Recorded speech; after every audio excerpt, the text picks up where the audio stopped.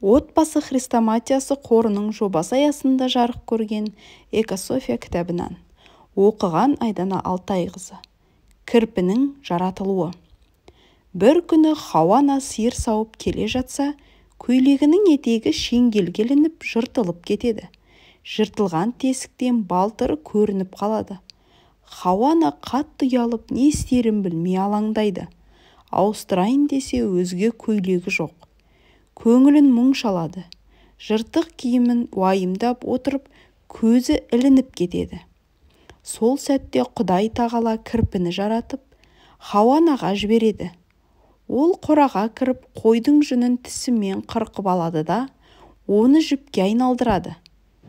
Үстінен бір инені алып, оған жіп өткізеді. Сөйтіп Хауаның көйлегін жамайды. Тесікті білдірмей жамап, аяқтай бергенде Хауа оянып кетеді. Ол көйлегінің жамалғанын көріп, қуанып кетеді. Кірпіні алақанына салып, алғысын айтады.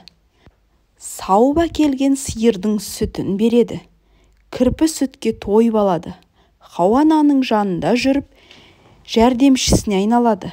Хауа да кірпіге қарап отырып, тігін тігуді, киім жамауды үйренеді. Әліге дейін кірпілер сиырдың сүтін жақсы көреді. Кейде үйге тығылып кіріп, адамдардың сүтін ұрлап ішіп кетеді екен.